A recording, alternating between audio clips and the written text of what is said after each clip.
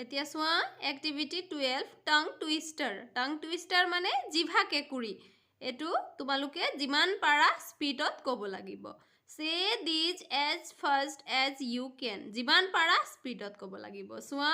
blue birds below the bridge এতিয়া তোমালোকেও ক'বা blue birds below the bridge 6 silly sheep still asleep 6 silly sheep still asleep